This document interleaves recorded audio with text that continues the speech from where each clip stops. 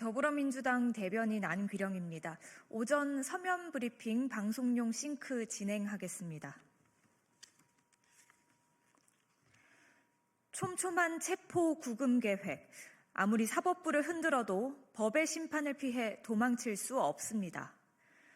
내란 속의 윤석열은 경고용, 대국민 호소용이었다고 변명하지만 국회의원 체포를 위해 사전에 촘촘한 체포 구금 계획을 세웠음이 확인됐습니다.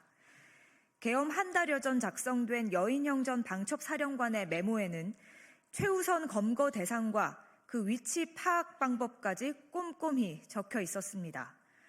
방첩사뿐 아니라 경찰과 국방부 조사본부까지 총동원해 체포에 나설 계획이었다니 생각만 해도 치가 떨립니다.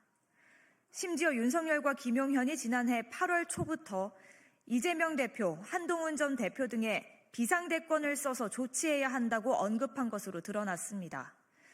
이렇게 철저히 내란을 준비해 실천에 옮겨놓고는 경고용이니 대국민 호소용이니 변명하다니 정말 얼굴에 철판을 둘렀습니다.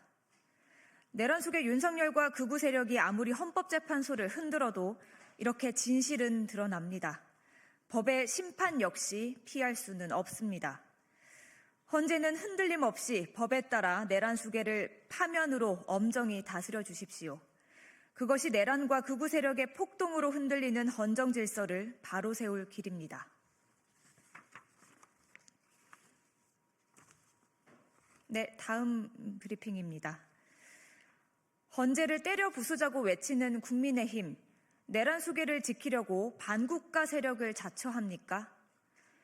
국민의힘이 내란 동조를 넘어 내란 선동에 앞장서고 있습니다.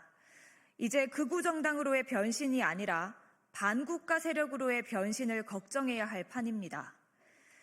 헌법기관인 헌법재판소를 때려 부수자고 외친 서천호 의원과 이를 옹호하는 국민의힘은 히틀러의 광기에 취한 나치당을 떠올리게 합니다. 심지어 어제는 서울중앙지법에 몰려가 판사 실명을 언급하며 구속 취소를 외치는 때법의 광란을 연출했습니다. 국민의힘에 묻습니다. 대체 어디까지 망가질 작정입니까? 대체 어디까지 대한민국을 망칠 셈입니까? 국민의힘은 헌정질서를 뒤흔든 내란 수괴를 배출한 것으로 모자랍니까? 반국가 세력으로 전락한 국민의힘의 민낯은 추악합니다. 이것이 국민의힘이 그렇게 외치던 보수의 실체입니까? 대한민국 보수의 이름을 더 이상 실추시키지 마십시오. 국민의힘이 제 아무리 발악해도 탄핵 인용이라는 예정된 미래를 바꿀 수는 없습니다. 현실을 부정하려고 발버둥 치면 칠수록 국민의힘이 설 자리는 줄어들 뿐입니다. 국민의힘은 국민의 곁으로 돌아오십시오. 국민의힘이 끝까지 국민의 품으로 돌아오길 거부하고 반국가 세력으로 전락한다면 국민의 서리빨 같은 심판이 내릴 것임을 엄중히 경고합니다. 네, 다음입니다. 윤석열, 김용현, 노상원 세 사람의 연결고리를 철저히 밝혀내야 합니다. 지난해 12월 4일 김용현 전 국방부 장관이 내란 속에 윤석열과 함께 있던 자리에서 노상원 전 정보사령관과 통화한 것으로 드러났습니다.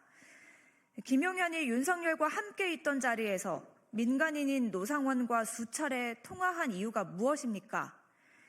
당시는 국회에 계엄 해제 요구안 의결 직후로 계엄군 철수를 결정해야 하는 급박한 상황이었습니다.